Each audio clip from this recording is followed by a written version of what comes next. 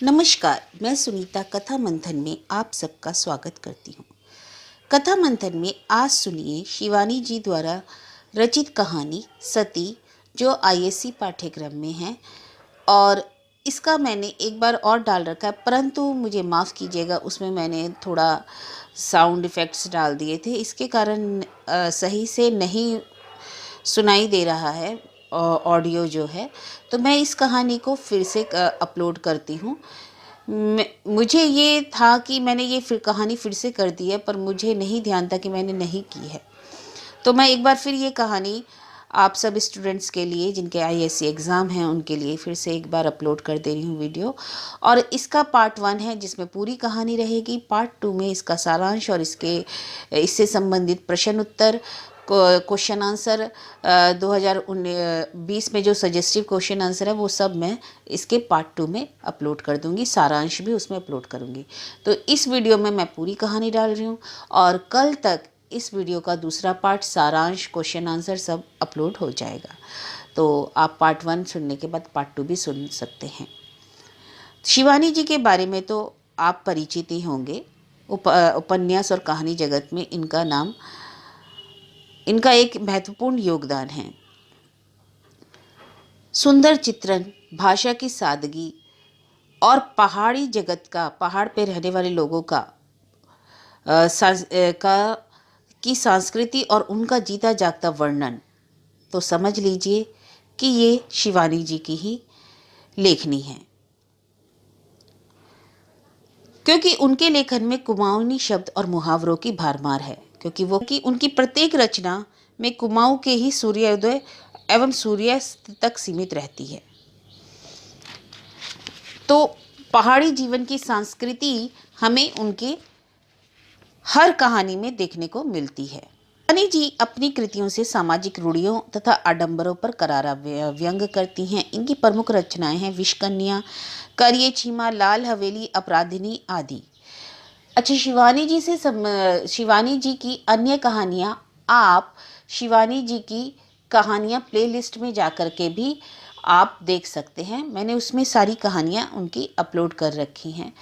इस कहानी को भी मैं उस कहानी से प्लेलिस्ट में डाल दूंगी। आप इस वीडियो के जो ऊपर आई बटन है, आई बटन में क्लिक करके देखिएगा तो शिवानी जी की प्लेलिस्ट आपको मिल जाएगी। और नहीं तो प्लेलिस्ट ऑप्शन में जाएंगे तो आपको सारे लेखकों की कहानियाँ मिल जाएंगी। सब प्लेलिस्ट में अपलोड हैं। तो चलिए शुरू करते हैं। सती। गाड़ी ठसाठस भरी थी। स्टेशन पर तीर्थयात्रियों का उफान सा उमड़ रहा था। एक तो माघ की पुण्यतिथि में अर्धकुंभी का मेला, उस पर प्रयाग का स्टेशन। मैंने रिजर्वेशन स्लिप में अपना नाम ढूंढा और बड़ी तसल्ली से अन्य 3 नामों की सूची देखी। चलिए, तीनों महिलाएं ही थी। पुरुष सहयात्रियों के नासिका गर्जन से तो छुट्टी मिली। 2 महिलाएं आ चुकी थी। एक, जैसा कि मैंने नाम से ही अनुमान लगा लिया था, महाराष्ट्रियन थी और दूसरी पंजाबी, तीसरी मैथी और चौथी अभी आई नहीं थी। मैं एक ही दिन के लिए बाहर जा रही थी, इसी से एक छोटा बटुआ ही साथ था। आसपास बिखरे दोनों महिलाओं के भारी भरकम सूटकेस, स्टील के बक्स और मेरू पर्वत से ऊंचे ठसे कसे होल्डाल देखकर मैंने अपने को बहुत हल्का फुल्का अनुभव किया। वैसे भी मैं सोचती हूँ, बक्स होल्डालहीन यात्रा में जो सुख है वह अन्य किसी में नहीं। चटपट चढ़े और खटखट उतर गए। नकुलियों की हथेली पर धरे द्रव्य को अवज्ञापूर्ण दृष्टि से देखकर ये क्या दे रही हैं साहब कहने का भय, न सहयात्रियों के उपालंब की चिंता।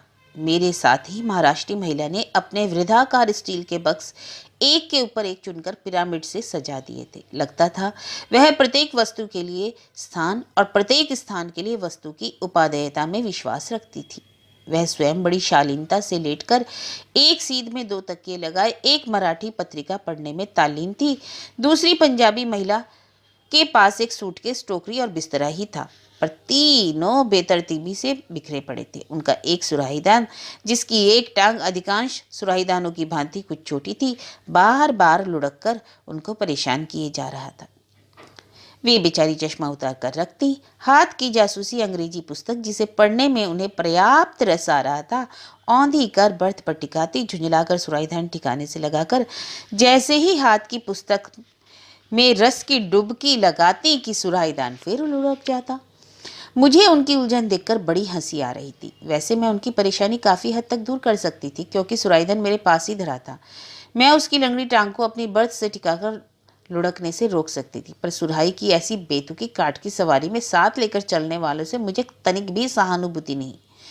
पंजाबी महिला संभवतः किसी मीटिंग में भाग लेने जा रही थी, क्योंकि उनके साथ एक मोटी सी फाइल भी चल रही थी, जिसे खोल वे बीच बीच में हिल हिल कर कुछ आंकड़ों को पहाड़ों की भांति रटने लगती, फिर बंद कर उपन्यास पढ़ने लगती।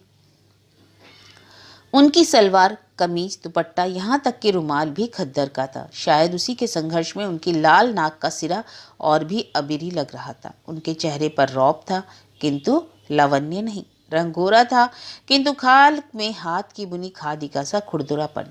ठुड्डी का एक बड़े से तिल पर 2-3 लंबे बाल लटक रहे थे, जिन्हें वे उंगली में लपेटते छल्ले सा घुमा रही थी।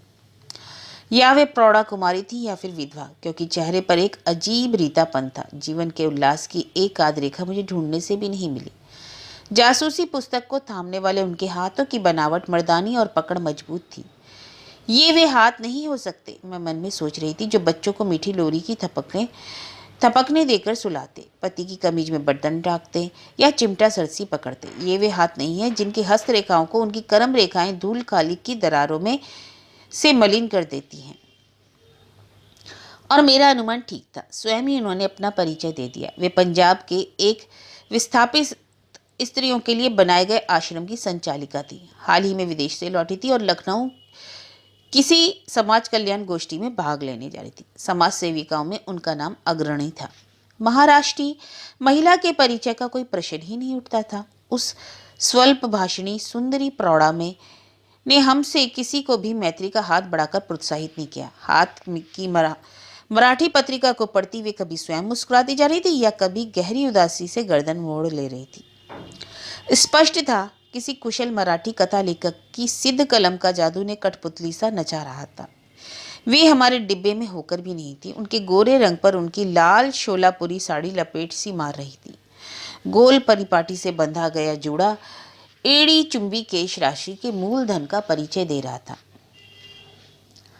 कानों में 7 मोतियों के वर्तुलाकार कर्णफूल थे और गले में दोहरी लड़का मंगलसूत्र, जिसे वे अभ्यासवश बार बार दांतों से दबा रही थी। उनके सम्मान पर संभवतः उनके पति के नाम का लेबल लगा था, मेजर जनरल वनोलकर, और वे वास्तव में थी भी मेजर जनरल की पत्नी होने के योग्य।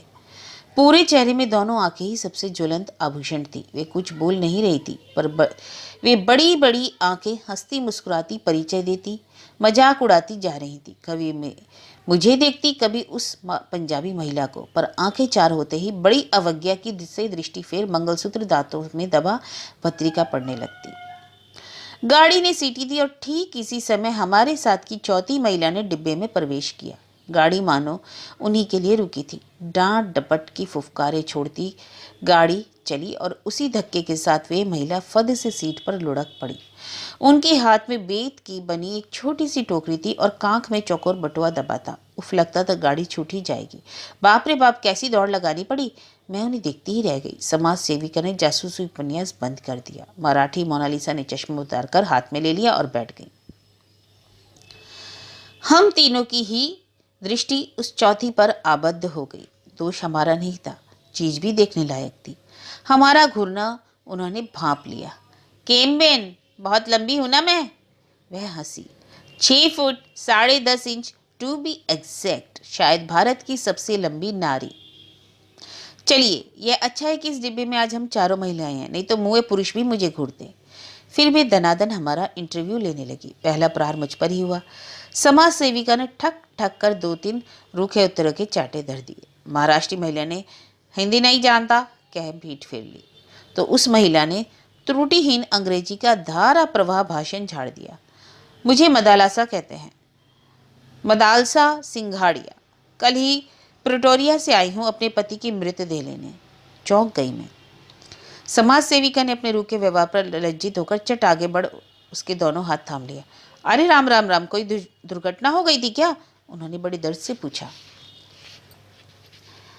मदालसा की वेशभूषा में सद्य वैधव्य का कोई चिन्ह नहीं था। वे लंबी होने पर भी पठानिन सी घटे कसे शरीर की लावण्यमयी गत यौवना थी। उनके बाल किसी दामी सैलून में कटे सवरे लग रहे थे। अपनी धानी रेशमी साड़ी को वे हाफ पेंट की भांति ऊपर चढ़ा दोनों पैरों की पालथी मार आराम से जम गई। असल में पिछले वर्ष एक पर्वतारोही दल के साथ मेरे पति भारत आए थे। वहीं पर एक एवलांश यानी कि तूफान के नीचे दबकर उनकी मृत्यु हो गई। या चचा, तो क्या मृतदेह अब मिली? मैंने पूछा। हाँ, भारत सरकार ने मुझे सूचित किया तो भागती है। बर्फ में दबी देह सुना ज्यों की त्यों मिली है। मेरे बुने स्वेटर जिसे इन्होंने पहना था एक फंदा भी नहीं टूटा। मृत पति की स्मृति ने उन्हें भाव विभोर कर दिया। बटुए से मर्दाना रुमाल निकाल वे कभी आंखें पोंछने लगी, कभी अपनी सुपर्णखासी लंबी नाक। बेचारी करती भी क्या, कोई जनाना रुमाल उस नाक का अस्तित्व नहीं संभाल सकता था। अचानक हम तीनों को बेचारी मदालसा का 1 वर्ष पुराना वैधव्य एकदम ताजा लगने लगा। तो क्या अब आप अपने हस्बैंड का डेड बॉडी लेकर प्रेटोरिया फ्लाई करेगा? महाराष्ट्री महिला ने पूछा। नहीं बहन, मदालसा सीट पर लेट गई तो लगा एक लंबे खजूर का कटा पेड़ ढह गया। एक लंबी सांस खींचकर उन्होंने कहा, मैं असल में सती होने भारत आई हूँ। हम तीनों को एक साथ अपने उस उत्तर का क्लोरोफॉर्म सूंघा। सती ने एकदम आंखें मूंद ली, जैसे वे चाह रही थी अब हम उन्हें शांति से पड़ी रहने दें। ऐसा भी भला किसी ने सुना था इस युग में? सुस्पष्ट उच्चारण में अंग्रेजी बोलने वाली 6 फुट 10.5 इंच की यह काया कल बर्फ में दबी पति के 1 साल बासी लाश को छाती से लगा जल भुनकर खाक हो जाएगी? नहीं, आपको ऐसी मूर्खता करने का कोई अधिकार नहीं। यह एक अपराध है, क्या आप नहीं जानती? खादीधारी महिला उठकर मदालसा के सिरहाने बैठी। ऐसे गंभीर भाषण कोई गोलाबारी झाड़ने लगी जैसे चिता सचमुच प्रज्वलित हो चुकी है और सती लपेटों में कूदने को तत्पर है। भावावेश के दुर्बल क्षणों में नारी कभी बड़ा बचपना कर बैठती है, इसका मुझे व्यापक अनुभव है। अभी हाल ही में मेरे आश्रम की 2 युवतियां ऐसी मूर्खता कर बैठी। मुझे ही देखिए, भारत विभाजन के समय मेरी पति की हत्या कर दी गई तो क्या मैं सती हो गई? सिली सेंटिमेंट। यदि मैं भी उस दिन आपकी भांति सती हो जाती तो आज यह देह दीन दुखियों के काम आ सकती थी। पहले मॉडल जेल की अध्यक्षा रही, अब गिरी बहनों के आश्रम की देखरेख करती हूँ। ना बहन ना, मदलसा ने करवट बदली, मैं तो सती होने ही भारत आई हूँ। हाय मेरा नील रतन, नीलू डार्लिंग, कहकर वह फिर मर्दाने रुमाल में मुंह छिपाकर सिसकने लगी। आप चाहें तो मैं आपके साथ चल सकती हूँ। आपके पति के अंतिम संस्कार में सहायता कर आपको अपने आश्रम में ले चलूंगी। समाज सेविका ने अपने उदार प्रस्ताव का चुग्गा डालकर मदालसा को रिझाने की चेष्टा की। मदालसा बड़ी उदासी से हंसी। धन्यवाद बहन, पर ब्रह्मा भी आज मुझे अपने निश्चय से नहीं डिगा सकते। यह रोग हमारे खानदान में ही चला आया है। मेरी परनानी तो राजा राममोहन राय और सर विलियम बेंटिक को भी घिसा देकर सती हो गई थी। और नानी के लिए तो लोग कहते हैं कि नाना जी की मृतदेह गोद में लेकर चिता में बैठते ही स्वयं चिता धू धू कर जल उठी थी। फिर मेरी माँ और अब मैं। खैर हटाइए भी, पता नहीं किस धुन में आकर आप लोगों से कह गई। I should not have told you. मुझे आपसे कहना नहीं चाहिए था। चलिए हाथ मुंह धोकर खाना खा लिया जाए। क्यों, क्या ख्याल है? उन्होंने अपनी कदली स्तंभ सी जगहों पर दोनों हाथों से त्रिताल का टुकड़ा बजाया। हम तीनों को एक बार फिर आश्चर्य हुआ कि वे टोकरी से एक स्वच्छ तौलिया साबुन निकालकर गुसलखाने में घुस गई। उनके जाते ही हम तीनों परम मैत्री की एक डोर से गुद गए। अजीब औरत है, आप क्या सोचती हैं, सच में सती होने जा रही है? मैंने मराठी महिला से पूछा। देखिए, मरने वाला कभी ढिंडोरा पीट कर नहीं मरता, वे हंसकर बोली। हमको तो इसका स्क्रू ढीला लगता है। उन्होंने अपने माथे की ओर उंगली घुमाई। इस जमाने में ऐसी सती फती कोई नहीं होती, क्षमा कीजिएगा। खादीदारी महिला बड़ी गंभीरता से बोली। मुझे औरतों का अनुभव आप दोनों से अधिक है। मैं ऐसी भावुक प्रकृति की भोली औरतों का चेहरा देखते ही पहचान लेती हूँ। आंखें नहीं देखी आपने, कितनी निष्प्राण, पवित्र और उदार है। मुझे पक्का विश्वास है कि पति की मृतदेह देखते ही यह वही मूर्खता कर बैठे कि जिसका यह खुलेआम ऐलान कर रही है। लगता है मुझे अपना प्रोग्राम कैंसिल कर इसके साथ जब पुलिस को खबर देनी होगी, तभी से बचाया जा सकता है।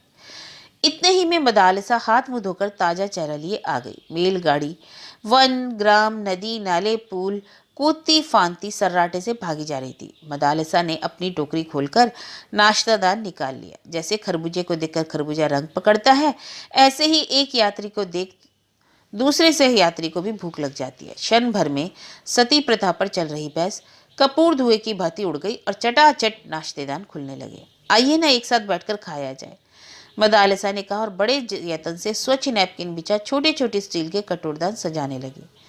धन्यवाद, मैंने कहा, पर हमारे साथ भी तो खाना है, इसे कौन खाएगा? वाह जी वाह, हम खाएंगे।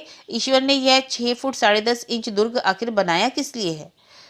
उनकी भुवन मोहिनी हंसी ने हमें पराजित कर दिया। वैसे भी हम तीनों ने एक दूसरे को काक दृष्टि से सती के घृत पकवान को आंखों ही आंखों में घूरते चखते पकड़ भी लिया था। सुनहरी मोयनदार कचौड़ियाँ थी, मसालों की गहरी परत में डूबी सब्जियाँ, रायता, चटनी और ठूस ठूस कर बांधे गए मेवा जड़े बूंदी के लड्डू। यह तो सफर का खाना नहीं, अच्छा खासा विवाह भोज है। समाज सेविका की आंखों से लार टपक रही थी। बड़ा हैवी खाना लेकर चलती हैं आप, उन्होंने कहा और कचौड़ियों पर टूट पड़ी। हम तीनों के पास भारतीय रेल यात्रियों के साथ युग युगांतर से चली आ रही वही पूरी तरकारी और आम के अचार की फांके थी। अपना खाना खाया ही था किसने? मदालसा के स्वादिष्ट भोजन को चटकारे ले लेकर हम तीनों ने साफ कर दिया। उधर वे अकेले ही हम तीनों के नाश्तेदानों को जीभ से चट गई। विधाता ने सचमुच ही उनके शरीर के दुर्ग में असीम गोला बारूद भरने के लिए अनेक कोष्ठ प्रकोष्ठों की रचना की थी। महातृप्ति के कई तार और मंद्र सप्तक के डकार लेकर हाथ मुंह धो मदालसा ने टोकरी में से एक मस्जिद के गुंबद के आकार का पानदान निकाला। यह मेरे नीलू ने मुझे बगदाद से लाकर भेंट किया था। उसे पान बेहद पसंद थे। इसी से एक ढोली मगही पान और यह पानदान लेकर ही कल चिता में उतरूंगी। इसी शाहिदाना अदा से हम तीनों को घायल कर उन्होंने केवड़ा, इलायची और मेनपुरी सिपाही से ठसा बीड़ा थमाया। सती प्रथा पर फिर जोरदार बहस छिड़ गई। हाय मेरे अंतिम सफर की प्यारी साथिनों, अब तुम भी मुझे नहीं रोक सकती। मदालसा लेट गई और बड़ी सदी आवाज में गाने लगी। ना जानियो जानकी नाते सवारे शू थवानु छे, समझी इसका अर्थ? उन्होंने हंसकर मुझसे पूछा। जानकी नाथ भी यह नहीं जान सके कि सुबह क्या होगा। अब मुझे लगता है उस गुजराती पद की व्याख्या उन्होंने संभवतः हमारे ही हित में की थी। चलो जी, अब सो जाओ सब। आज इस पृथ्वी पर मेरी यह अंतिम निद्रा है। बैन वैस व्यर्थ है। चलो गुड नाइट और बहुत प्यारे प्यारे सपने दिखे तुम तीनों को। सचमुच ही उसकी शुभकामनाओं ने जादू का असर किया। ऐसी नींद तो पहले कभी आई ही नहीं। और सपने, कभी लगता जगमगाते आभूषणों के ढेर में गोते खा रही हूँ। हीरे के हारों से गर्दन टूटी जा रही है, बाजूबंद अंगूठियों के भार से हड्डियां खिसकी जा रही हैं और साड़ियां क्या क्या रंग है, कैसा चिकना रेशम। साड़ियों के विशाल उददी में रंगीन कीमती साड़ियों की तरंगे रह रहकर उठ रही हैं। इससे प्यारे सपने और क्या दिख सकते थे? पर सपनों का अंत भी समुद्र के ज्वार भाटे की ही बात ही हुआ। वास्तविकता की अंतिम तरंग ने पटाख से हम तीनों को धोबी पछाड़ दी और आंखें खोली तो सती गायब थी। हाय मेरे स्टील के बक्स, मिसेस बनोलकर बर्थ से उतरते ही लड़खड़ा गई। उसमें तो विवाह का जड़ाऊ सेट था। लगता है वह सती की बच्ची हमें कुछ विष खिला गई। सिर फटा जा रहा है, उनका गला भर रहा है। हाँ ठीक ही तो कह रही थी। मुझे कोई जैसे सावन के झूले की ऊंची ऊंची पेंगे दे रहा था। पूरा डिब्बा गोल गोल घूम रहा था। पंखे के चारों ओर बल्ब, बल्ब के चारों ओर छत और छत के इर्द गिर्द कई रेशमी साड़ियां और भारी भारी आभूषण पहन स्वयं में लट्टू सी घूम रही थी। कभी जी में आ रहा था जोर जोर से हंसूं, कभी दहाड़े मारकर रोने की तड़प रही थी। बहुत पहले एक बार भाभी ने भंग खिलाकर ऐसी ही व्यवस्था कर दी थी। सुना गया है कुकुर मुत्तों को पीसकर बनाया गया विष भी ऐसे ही मीठे सपने दिखाता है। उनको खाते ही गहरी नींद आती है जो कभी कभी कई दिनों तक नहीं टूटती। मीठे सपने दिखा सजग मनुष्य को अर्धविक्षिप्त सा कर देने वाला यह अवश्य वही विष होगा। समाज सेविका दोनों हाथों से सिर थामे बिलख रही थी। हाय मैं तो लुट गई। मेरे सूटकेस में आश्रम का 10,000 रुपया था और मैं सहसा गोल गोल घूमते रेल के डिब्बे में गोल गोल घूमते मेरे दिमाग ने मुझे सूचित किया, तुम्हारा बटुआ ले गई बटुआ। और ले भी क्या जाती, सामान तो कुछ था नहीं। 55 रुपये और एक फर्स्ट क्लास का वापसी टिकट। सती की चिता में मैं यही सामान्य सी घृत आहुति दे पाई। चैन खींचकर गाड़ी रोकी गई। सचमुच ही समाज सेविका को पुलिस को खबर देनी पड़ी, पर सती को बचाने के लिए नहीं, पकड़वाने के लिए। वह मिल जाती तो शायद हम तीनों स्वयं उसकी चिता चुनकर उसे झोंक देती, पर कहना व्यर्थ है। आज तक पुलिस उस सती मैया में फूल नहीं चुन पाई।